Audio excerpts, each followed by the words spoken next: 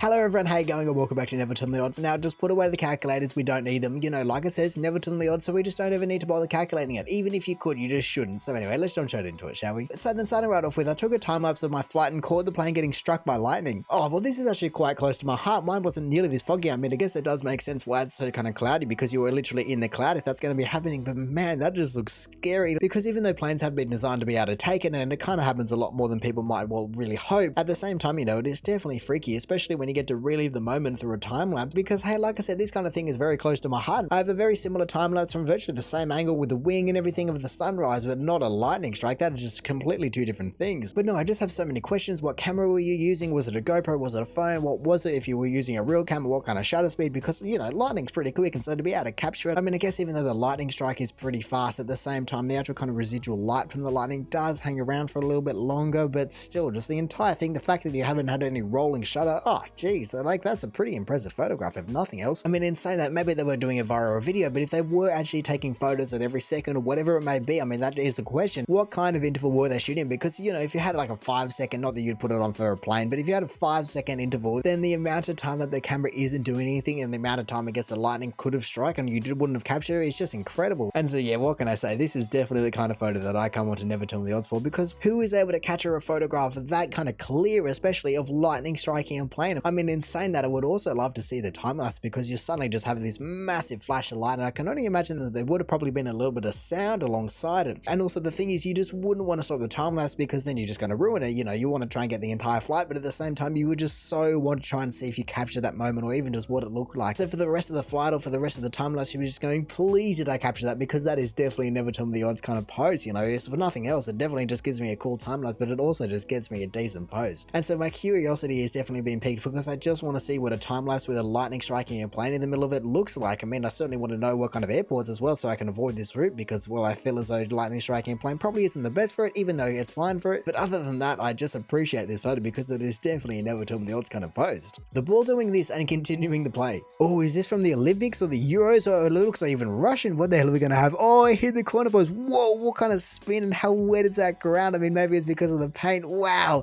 Oh, those guys did so well, but no, that is such a weird thing. It got so much spin on it, and I wonder why. I mean, maybe it's just because it hit the corner post in a very particular way, and so it just kind of gave it a whole bunch of spin, because it didn't have that spin beforehand. But man, that is just crazy. You see the two guys go, hang on a second. The guys don't even want to touch it, as though they've just run up to it and gone, hang on a second, that's a Beyblade, that's going to rip my leg off. But no, at least the entire thing is completely within the rulebook. It's not like something dodgy happened. I was expecting by the title that the ball would have gone out and then come back in, and the ref went, no, I didn't see it, it'll play on, who cares, and then they scored a goal or something like that. But no, this is definitely just very strange, but at the same time just adds to a perfect moment. I mean, you do have to give credit for the cameraman, because they just immediately kind of zoomed in and got that thing spinning. I mean, also the director for cutting it, all those kind of things, so that is pretty incredible in that regard. But no, the entire thing is just quite strange. I would love to know how it got that much spin and just continued to spin, because it really doesn't show any signs of slowing down. I mean, maybe like I said, maybe the field's a little bit wet, and then especially on the paint, it's going to have a nice frictionless surface, but really I feel as though that's just infinite energy right there. It's just ridiculous. And I just had a look, and it was posted 24 days ago, so this was well before the Olympics or anything like that. And like I said, it kind of looks as though it's a little bit Russian in terms of the words and whatnot. But in saying that, like I said, I would just love to know where this actually is, because obviously there is a very full crowd there, but we just don't get to see if they even notice, because, well, we kind of cut to the tight angle before we get to see anyone's reaction. So I would just love to know if the crowd went, hang on a second, do you see the ball? I mean, obviously it's a good wrestle between those two guys as well, but the entire thing is just so strange. I mean, I guess in saying that, even though it is definitely a Never Tell Me the Odds kind of post, at the same time, it is definitely more repeatable than the last one. I feel as though if you wanted to be flying a plane, you can't just suddenly summon the lightning unless you're Thor. Whereas I feel as though if you did try to recreate this, obviously it would take a few attempts, but I certainly feel as though eventually, surely you would have to get there. But hey, not just anyone can be playing on the world stage, or just with an entire broadcast and in front of an entire stadium full of people. And so that is definitely where the Never Tell Me the Odds kind of comes into it, because it both happened and it was caught on live TV. And really, I don't feel as though anyone in the backyard can just kind of recreate those situations. Mission failed successfully. Oh no, trees. I feel as though there are just so many things that can go wrong with trees. And also, I'm just kind of getting flashback to the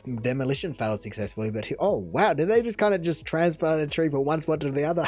What the hell? Surely there is no way that it's just able to stand up there like that, given the fact that it no longer has an entire root base to support it. It just isn't able to stand up on its own, and so it has to be kind of leaning on another tree. But either way, as the arborist, you would certainly just be confused, going, hang on a second, I thought we just chopped this tree down. We weren't meant to replant it, we weren't meant to move it, we weren't meant to do anything like that. We're arborists, we're chopping down the tree, not making it stand up in another spot. So yeah, I would just love to know how this has happened. He kind of pans up for a second, but we don't really see if it's leaning on anything. anything like that, but it really is the only way I can see this happening. There's no way that it's able to stab in the ground or anything like that otherwise. And so I feel as though this is just one of those videos that has been sadly chopped too short. I mean, obviously the tree wasn't chopped short enough because it didn't come to the ground, but no, the video just needed to be explained a little bit more because there was definitely an explanation in here somewhere. And also I would have loved a little bit of audio to go along with this clip, because all things considered, I would have imagined that their reactions would have been priceless, or at least if nothing else, it would have left them completely speechless, because how the hell do you even go about explaining that in the first couple of seconds? You'd just be going, what the hell, how has this even happened? I guess just once again I'm left with a few questions. How do you go about getting the tree down from there? Because do you want it to fall over but in a particular direction? Do you just have to kind of redo it again and just hope that it falls the right way this time? Or do you just try and throw a rope around it? Or really, I feel as though there are many ways you could go about it, and I certainly don't know which is going to do the best one. I mean, also I've just realized, how strong is this guy to be able to knock that piece of timber out? I mean, I guess he has obviously whacked it the entire way through, but really, don't you have the entire compressive weight of the tree just bearing down on that one piece of wood? I don't understand how you're able to knock that out, really. I mean, I can understand how it eventually just kind of pops out, but really, how do you move it in the first place? So yeah, there was a few questions surrounding this entire thing, and I'm sure, like I said, these guys would have a few questions of their own, just going, how can we avoid this in the future? But also, how did it even happen now? Because looking at these two guys, you can certainly say that they've chopped down a fair amount of trees in their lifetime, and so yeah, to never have seen this before definitely would just kind of leave you speechless. Beginner bowler's luck. Oh, what kind of beginner's bowler's luck are we going to have? Is it going to go out? Is it going to go? No, it definitely went out. Oh my goodness, how many ricochets? Oh, that is crazy. I mean, it kind of reminded me of the soccer ball, but no, look at that. He just immediately throws it straight out of bounds. It was always going off course. I mean, I guess in saying that, it did manage to nick the lane once before it went careening into the bricks. The fact that if you actually tried to do this, there is absolutely no way that I can see someone just repeating this, and this guy just went, oh yeah, you know, just beginner's luck, no worries. That is definitely a thing. Like, you know, how else do you explain this entire pose? And also, even though I'm sure that we have all seen the videos where someone chucks a bowling ball into the roof and it brings the entire house down, at the same time I can only imagine this would kind of be a little bit better, but also not great. I mean, you've kind of just completely ruined the bowling ball, I imagine, from hitting it into the bricks. Or I guess if you somehow manage to not destroy the bowling ball, then really the wall's going to have a fair chunk out of it. But no, like I was saying, if you drew the route that that ball took on a piece of paper and just handed it to a professional, there is no way that they would look at you and think that you're sane. Like, how the hell do you do that? Even the fact that it curved as well, like the entire video is just so messed up, and really just proves that beginner's luck is the thing, because I've also just realized that he obviously got 9 pins in the first one as well. So to be able to knock down 9 pins on your first throw and then be able to do that on your second throw and clean up the rest for a spare, that is just, I mean, I don't know what else to say besides beginner's luck. It honestly is just completely inexplainable any other way. There is no two ways about it. How do you do that and live to tell the tale about it as well? And you even caught it on camera. Like, obviously this person has been doing some very random throws the entire day, and they've just kind of been recording him because he's doing meme throws like this, and then all of a sudden you capture something like this. Like, what? And so look, if this guy is actually able to turn this kind of technique, if you can even call it that, into a profession, then man, he's going to be completely unstoppable. Because really, I've seen some crazy things in Wii Sports bowling and things that you would just never be able to do in real life. And in saying that, I've never been able to see anything like this. I mean, I guess in saying that, there was never a brick wall on the left, but surely that is actually just deemed impossible. I just really don't understand how everything is lined up for this guy. I mean, I guess that's exactly what this sub is for, you know. You would never ever be able to calculate the odds of this, because it's just impossible, really. It's always the low quality videos. Oh, I don't know, I've definitely seen some lower quality videos than this, but what are we gonna have? Oh, what? Wait, where did it go?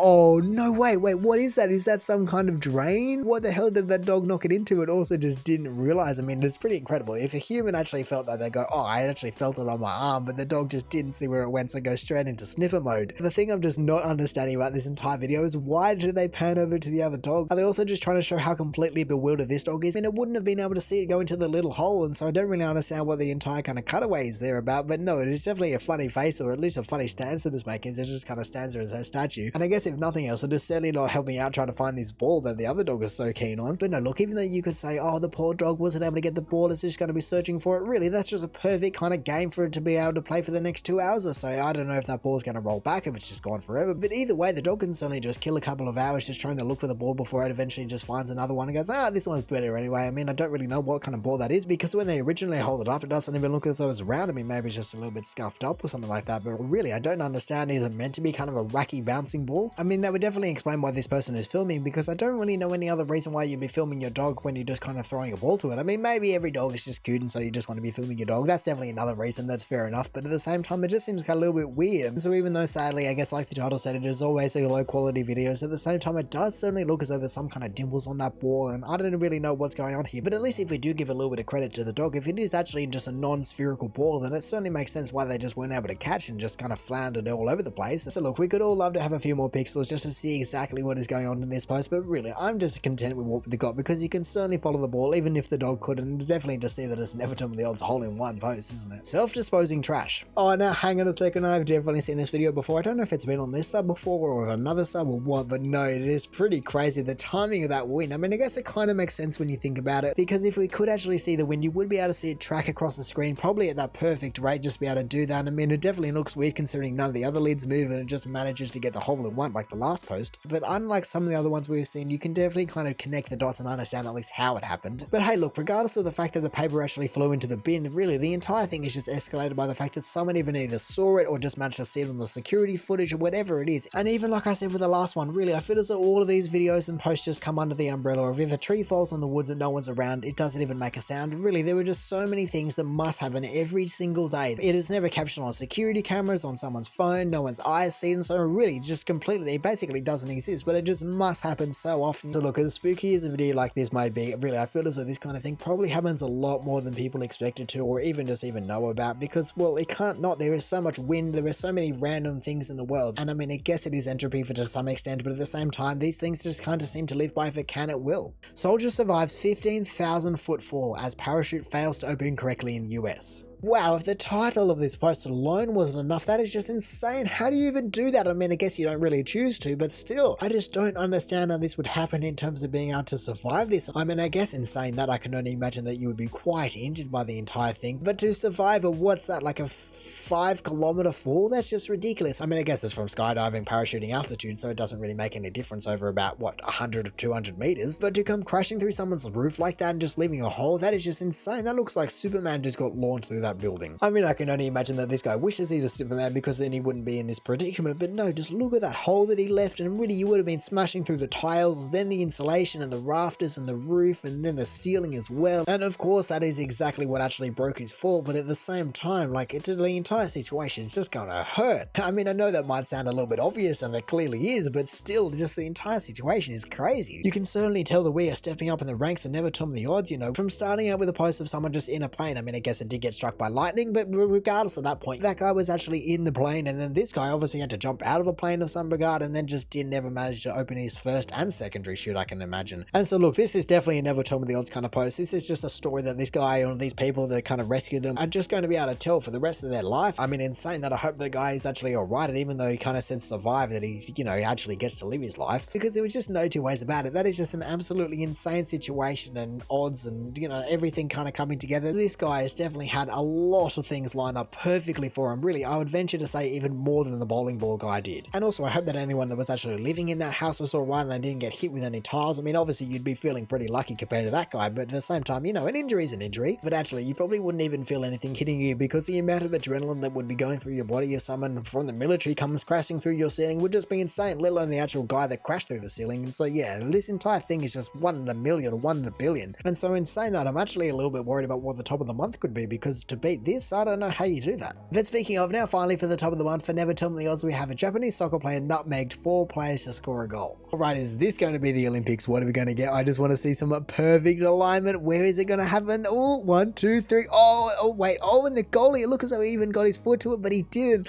What kind of a shot is that? I want to see this in slow motion from this angle. Here we go. There, 1, 2. Oh, the cameraman doesn't keep up. The other angle's better. Oh, no, here we go. Look at this. Oh, you would just be feeling so bad. I mean, you certainly couldn't blame anyone, and there is no way that that guy was trying to do what he did, but that is just insane how all of that managed to line up. You'd just be going, oh my god, because the goalie can't see anything either. I don't know what team Japan is versing here, but that is just ridiculous. I mean, I can certainly understand that this is a never tell me the odds kind of top of the month post, because as well as just being a great never tell me the odds post, it is just a little bit more lighthearted than the last one. So yeah, I don't know if this is the Olympics. I mean, it kind of makes sense. Actually, how many days has it been? It has been 27 days, so I guess this isn't the Olympic side, but no, that is just insane. Oh, every single one of them, you'd just be going, oh, why? Surely I could have got it, and then surely they could have got it, and then surely they could have got it, and then surely they could have got it, but no, obviously not. I mean, I must say, he is clearly very lucky, and the entire thing is just ridiculous, but at the same time, he's very lucky that he did manage to score it, because otherwise he just would have kicked it straight into a player or another player or another player, when he just had another guy completely open, just standing there ready to just touch it in, you know. He could have so easily just passed it to at least one guy, if not 2 guys that were fairly open, and probably also could have scored the goal well. And so yeah, the entire thing is just, man, like they were definitely scoring that goal, and clearly they did. But even though we do see him celebrate, you would surely know in your heart of hearts that there is no way that you should have scored that. And even the guy on the other team just goes, oh, and just chucks his arms up in the air because he just can't believe what he's just seen. He'd be going, never tell me the odds of what I've just seen, because surely 1 out of the 4 of you could have got a touch on it, because really, if any of them touched it at all, it would have knocked it into their foot or onto the post, and so it wouldn't have gone in. And so look, the guy can celebrate all he wants, but there is no way that he actually meant to do that. He just was kind of going for a shot on goal and just happened to go in. But anyway, that is going to do it for the top of the month for Never Tell Me the Odds. So thank you for watching. If you did enjoy the video, feel free to do the YouTube algorithmic things down below and let me know if you had a favorite post out of any of these. Other than that, we check out awesome posts all over Reddit, so make sure you check some of the other videos out now. Or hey, maybe you even want to consider subscribing so that you don't miss another one of these in the future. But all in all, have a good one and see ya.